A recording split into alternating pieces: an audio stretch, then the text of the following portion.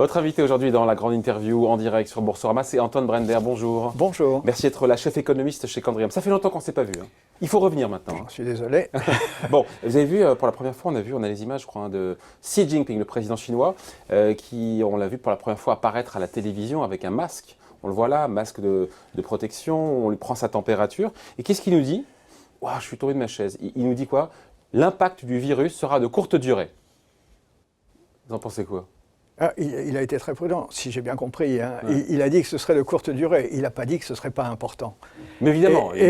Oui, mais effectivement, tout le monde espère, et il y a même des raisons de penser que l'impact sera de courte durée, c'est-à-dire que ça va durer quelques semaines, voire quelques mois, mais qu'à l'été, normalement, les choses seront terminées. Donc, l'échelle de ce dont on parle, c'est d'une relative courte durée. La grande question, c'est la profondeur de la baisse d'activité qui va être enregistrée en Chine. Bon, 2 points de PIB, on va dire, ça peut facilement 2 être points de PIB plus. En rythme trimestriel annualisé en Chine sur le premier trimestre, est-ce que... Ça peut être nettement plus. C'est juste ça la question. Ça va être court, mais ça peut être... Enfin, ça va être court. Plus l'épidémie, plus le blocage surtout des villes et des usines va être, et du trafic et des transports va être long, et plus la baisse d'activité va être profonde. C'est quasiment mécanique. Croissance zéro en Chine au premier trimestre. Croissance négative est possible en Chine au premier trimestre si on a plusieurs dizaines de jours de blocage des villes. Ce qui compte, ce n'est pas l'épidémie. Malheureusement, il y a des morts et c'est une catastrophe sur le plan purement humanitaire. Mais le vrai problème pour l'économie mondiale et pour l'économie chinoise, c'est pendant combien de temps les villes sont bloquées, les transports sont bloqués, l'acheminement des consommations intermédiaires dans les deux sens, hein, de l'étranger vers la Chine et de la Chine vers l'étranger, tout ça, c'est ça en fait le vrai problème économique.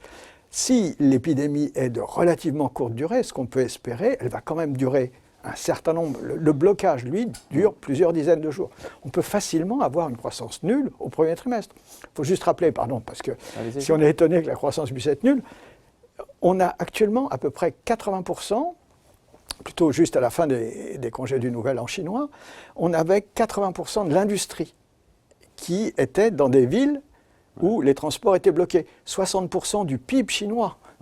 Wuhan, la région de Wuhan, c'est 60 millions de personnes, la France, hein, qui est privée de transport, dans lequel les usines, les écoles, tout est fermé. Une partie, c'est ce qu'on dit, sera rattrapée. C'est ça la question, c'est que... Mais il y aura un rebond, il n'y a aucun doute. À la fin de l'année, il aura raison. L'impact aura été de courte durée. À l'échelle d'une année, il y aura eu une perte d'activité pendant 1 mois, 2 mois. On sait, on rattrape la moitié de l'activité. C'est difficile historiquement, on peut savoir ce qui est rattrapé. Non, il y a une partie qui ne sera pas rattrapée. Ce qui est sûr, c'est qu'on ne peut pas rattraper tous les restaurants qui ont été fermés, tous les transports qui n'ont pas eu lieu, toutes les activités. Le Nouvel An, il sera perdu. Donc le rebond, on peut faire le pari qui sera au moins, dans le meilleur des cas, des 3/4 de la baisse. Mais tout ça, on est dans le domaine du pari, hein, c'est jamais exactement la même chose. Ce qui est sûr, c'est que sur le premier trimestre, vous aurez en Chine et en Asie, parce qu'il y a une profonde intégration industrielle. Une croissance négative selon vous? Non, en Chine, la croissance peut être négative. Autour, la croissance peut être fortement choquée. C'est pas quand même exactement la même chose. Et c'est pas un drame, au final, parce que... C'est un drame humain, ça c'est une certitude. Évidemment, mais d'un point de vue des marchés, on voit la résilience, encore une fois, des marchés financiers. Pour les marchés, l'effet sur les marchés, ça va être quoi? Il y a une certitude là aussi, c'est que partout on ne licencie pas et où les usines ne tournent pas. Il y a un certain nombre d'usines, on a entendu des noms, Nissan, etc., qui ferment leurs usines, ils ne licencient pas pour autant les employés. Donc les employés, les salaires continuent d'être versés. On est sûr que les profits vont être amputés. Hein, on ne sait pas de combien, parce qu'il y aura effectivement un rattrapage, mais pas en totalité. Donc au total, on est absolument sûr que les profits, alors c'est 1%, c'est 2%, dans les régions les plus touchées sur le montant des profits, à la fin de l'année. Mais il y aura un effet sur les profits. Ceci dit, 1-2% sur le niveau des profits, une année, ce n'est pas non plus une remise en cause des niveaux de bourse. Oui, mais les marchés sont chers, donc on se dit, quand les marchés sont chers... Les marchés sont chers, ça les calme. Donc derrière, ça veut dire que les progressions de profits seront moindres. Elles seront moindres. Est-ce que c'est bien pris en compte, ça, par les marchés aujourd'hui? Pour l'instant, ce n'est pas pris en compte. Si vous regardez les anticipations des analystes, pour l'instant, elles n'ont pas encore été révisées, tout simplement parce qu'ils n'ont pas encore les éléments pour réviser. Ils vont le faire au fil des semaines qui viennent. C'est vrai que... je vous coupe. Non, mais par contre, le point de vue qu'on peut avoir, c'est aussi qu'on était sur des marchés qui ont tendance à s'emballer parfois. Eh bien, la bonne nouvelle, c'est qu'ils ont arrêté de monter pour l'instant. Ils résistent, ils sont résilients, comme on dit, mais ça a un peu calmé les choses. Les bourses vont rester relativement calmes tant qu'on n'aura pas une vision un petit peu plus claire. Le nombre sur de ce qui nouveaux se cas passe. journaliers de contamination, Il vient d'augmenter un peu moins, si voilà, j'ai compris. il augmente moins. Tout le monde se demande quand est-ce qu'on sera au pic de l'épidémie, etc. Tout le monde dit aussi que c'est trop tôt pour le dire. Ouais, après l'OMS, moi je trouve que pour le coup, quand on écoute l'OMS qui dit l'épidémie pourrait s'accélérer à travers le monde, pourquoi parce qu'on a eu ce cas qui nous a touché en France, de ce Britannique qui est passé par Singapour et qui l'a transmis à des personnes, notamment dans les Alpes. Il y a deux choses. Il y a l'épidémie, il y a l'épidémie. Non mais il y a l'épidémie et il y a l'effet sur l'économie. Ouais. Pour l'instant, il n'y a qu'en Chine qu'on est bloqué. 60 millions de personnes. Et même plus, parce que... Je parle juste de la région d'Wuhan. Donc 60 millions de personnes, ça s'était jamais vu. Et c'est par là qu'il passe l'impact. C'est un des cœurs industriels, si ce n'est le cœur industriel. C'est un hub de transport, c'est le cœur industriel de la Chine. C'est une des régions les plus centrales sur le plan de l'industrie. On l'a bloqué. C'est pas parce qu'il y a un virus dans les Alpes qu'on va bloquer l'ensemble de l'économie française. Donc il faut remettre un tout petit peu les choses en perspective. Oui, mais si l'épidémie devait, encore une fois, on voit bien que le nombre de nouveaux cas est en train de diminuer en Chine, mais si l'épidémie devait, encore une fois, s'accélérer en dehors de Chine, là on se dit, on peut se le dire, mais ça changerait la donne, là, pour le coup. Ça ne changerait pas. Enfin, sauf à être extrêmement pessimiste sur notre capacité à endiguer une épidémie de ce type, qui pour l'instant se manifeste au niveau microscopique. On en parle, mais c'est 1 cas, c'est 2 cas, c'est 10 cas. On n'est pas du tout à l'échelle de ce qui se passe aujourd'hui en Chine, et on a des capacités. On est d'abord attentif. Rappelez-vous qu'en Chine, on a reproché au système politique chinois de ne pas avoir voulu voir pendant presque 1 mois que l'épidémie avait commencé. En France, partout dans le monde, maintenant, on a l'œil sur la propagation du virus et on peut espérer qu'on est capable de prendre à temps les mesures qui évitent de se retrouver dans une situation comparable. Ouais, le gouvernement qui a promis théoriquement, officiellement, une reprise du travail et de l'activité dans les usines chinoises hier, cette semaine. On voit que c'est compliqué. Les réouvertures se font au compte-gouttes. Et le vrai problème, il est là. C'est qu'il y a d'abord, il faut que les transports fonctionnent, il faut que les gens aillent effectivement dans les usines.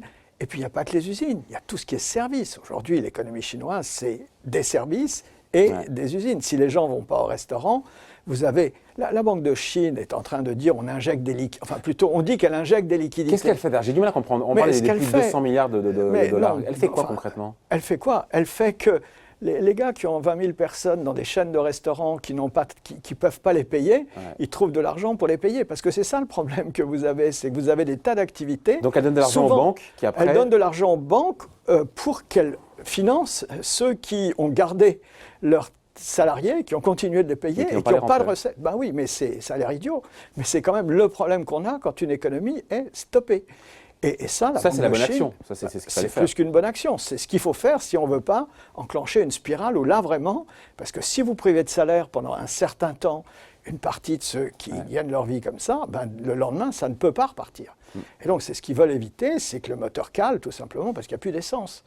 Et ce que fait la Banque de Chine, c'est de remettre un peu d'essence là où ça risque le plus de manquer. Ouais, après, on voit encore une fois cette reprise du travail qui est embryonnaire, qui est balbutiante, qui est très précaire. Et on en parlait hier avec Guillaume Duval d'Alternative économique. Tout ça est vraiment en train de gripper toute la chaîne de production mondiale, dans l'électronique, en Asie, dans l'automobile. Attention, il y a aussi, parce que ça nous concerne plus, nous on est plus intégrés par les services, les recettes de tourisme d'un pays comme la France, en provenance de Chine, sont aujourd'hui complètement coupées. Vous allez dans beaucoup d'endroits, on va vous expliquer que les hôtels sont moitié vides.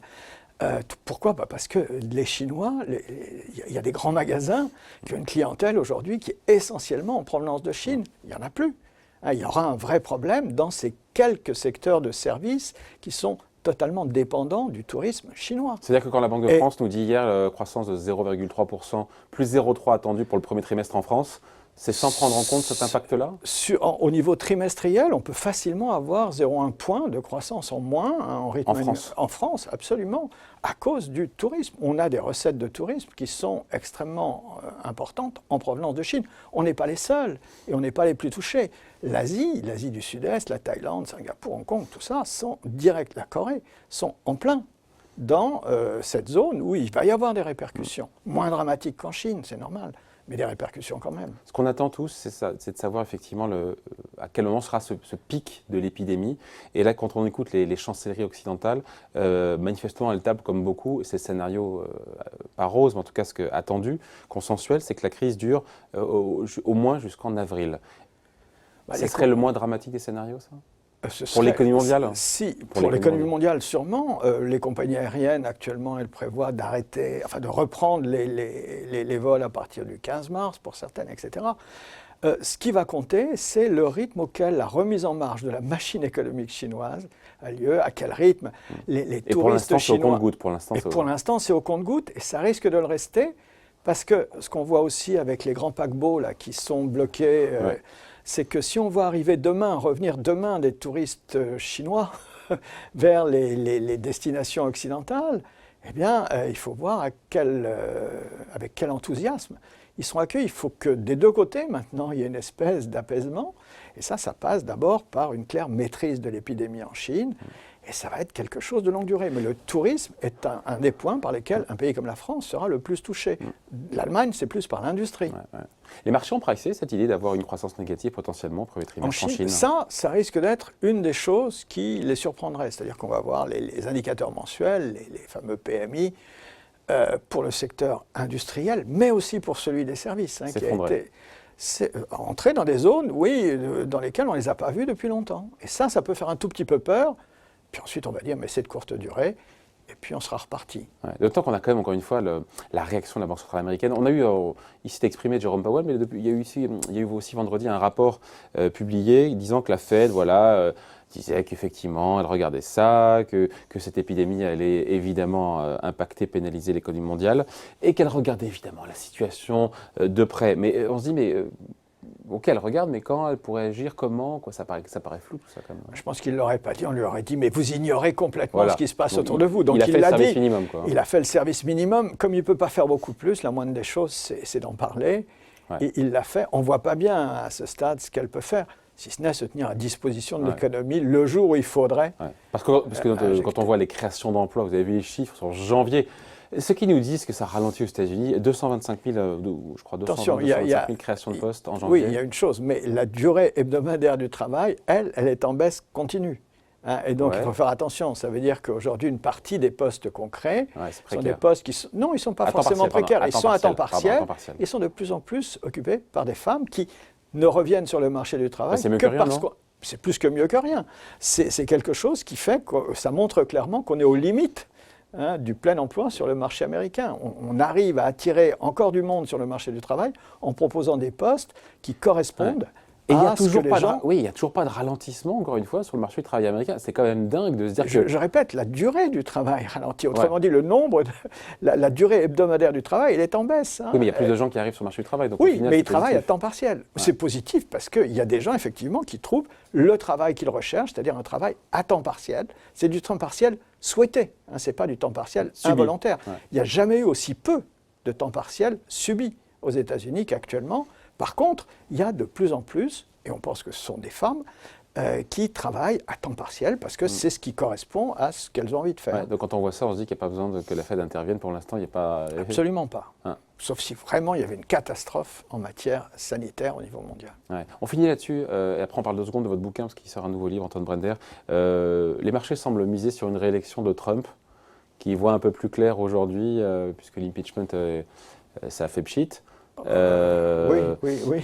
Non, voilà, au niveau des démocrates, ça fait ricaner beaucoup de gens ce qui est en train de se passer en termes de caucus et de primaires.